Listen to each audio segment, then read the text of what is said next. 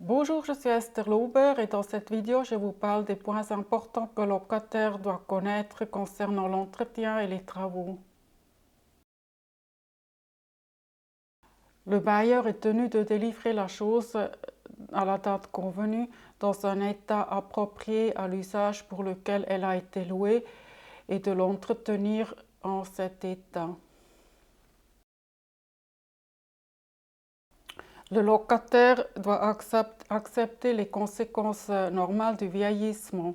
Le bailleur n'est pas tenu de remédier aux menus travaux et aux défauts pour lesquels le locataire est responsable. Le locataire est tenu d'user le bien immobilier avec soin, propre et au bon état. Le nettoyage, les menus travaux d'entretien et de réparation sont à la charge du locataire.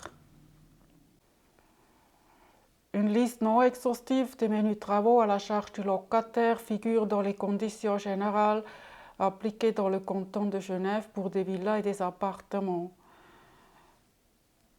Les conditions générales appliquées dans le canton de Genève sont jointes au bail et font partie intégrante du bail.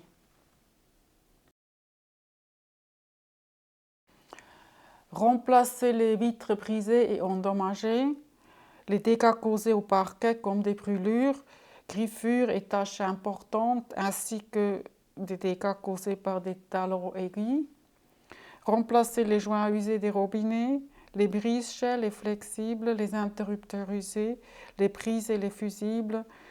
Changer les ampoules, remplacement des filtres de la hotte. Graisser des serrures, gonds, fiches de portes et fenêtres. Remplacer les cordes et les ongles de tirage usés des volets et des stores. Déboucher les éviers, lavabos, jusqu'à la conduite collective. Entretien de jardin dont il a la jouissance exclusive. Ramonage de la cheminée du salon. En outre, le locataire doit régulièrement aérer et nettoyer les locaux. Le locataire doit signaler au bailleur les défauts dont il n'est pas responsable lui-même. Il répond des dommages résultant de l'omission d'aviser le bailleur. Le locataire répond aux dégâts causés par les auxiliaires vis-à-vis du bailleur. Les auxiliaires, c'est par exemple les colocataires, les sous-locataires, les clients ou les personnes qui vivent dans le même ménage. Il répond aussi des dégâts causés par les animaux. Par exemple, le locataire doit signaler au bailleur des dégâts d'eau, même s'il a pu stopper la fuite d'eau, parce qu'il peut avoir des conséquences dans les locaux qui sont en dehors de son appartement ou dans son local. Ensuite, des dégâts qu'il constate dans les locaux communs, par exemple l'ascenseur en panne, le chauffage en panne, la porte d'entrée de l'immeuble cassée par cambriolage ou par effraction, l'apparition des parasites, notamment des cafards, des fourmis, des punaises de lit, etc. Si le locataire est fautif, il doit prendre en charge leur élimination.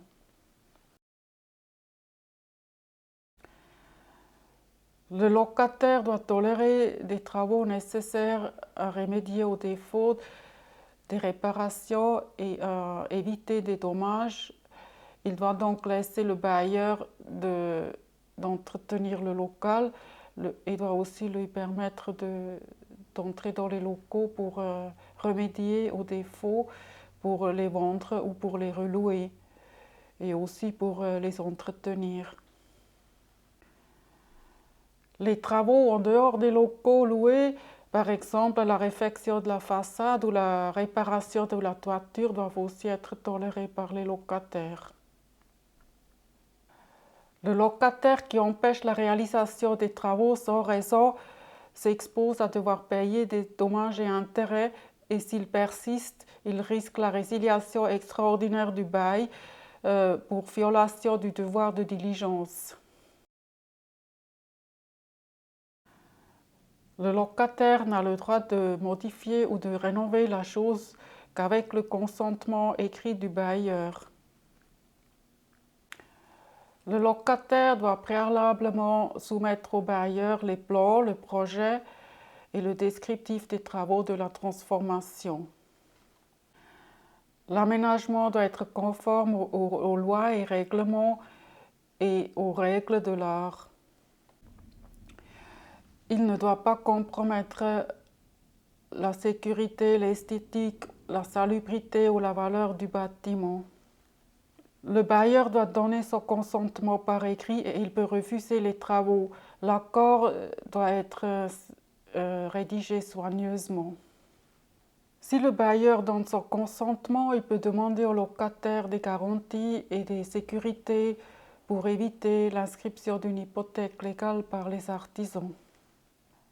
Les parties peuvent convenir que le bailleur doit à la fin du bail au locataire une indemnité pour les travaux de plus-value réalisés par le locataire.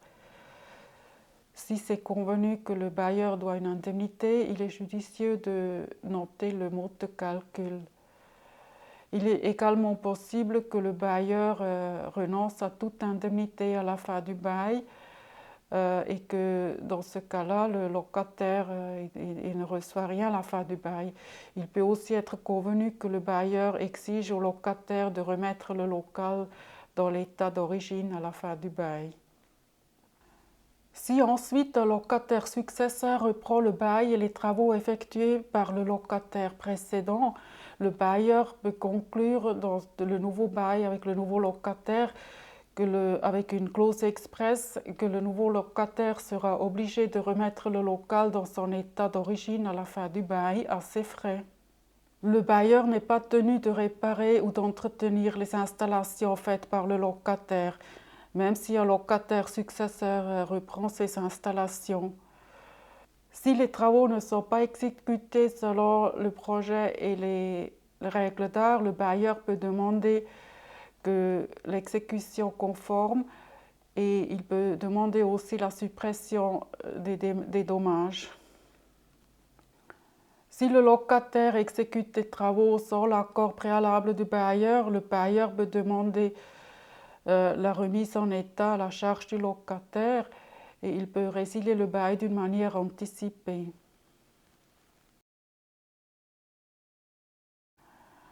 Je vous indique quelques exemples de modifications et de transformations qui peuvent être faites avec l'accord du propriétaire à la charge du locataire. Enlever un cloison à l'intérieur, repeindre les murs dans une autre couleur, installer une machine à laver ou à lave-vaisselle, installer un agencement de cuisine plus moderne. Donc ça, ce sont quelques exemples. Si vous êtes locataire, il est judicieux de demander au préalable le consentement écrit du bailleur avant de faire des travaux. Sinon, vous risquez donc une résiliation anticipée ou de remettre les locaux dans l'état et rien régler. Il arrive souvent que les locataires font des travaux sans l'accord du propriétaire et c'est très risqué. Donc je vous déconseille de faire ça. Il vaut mieux discuter avec le propriétaire. Souvent le propriétaire il est d'accord que le locataire fait des améliorations. Si vous avez aimé cette vidéo, partagez-la et mettez le pouce en haut. N'hésitez pas à abonner notre chaîne de YouTube. Je vous en remercie. À bientôt et au revoir.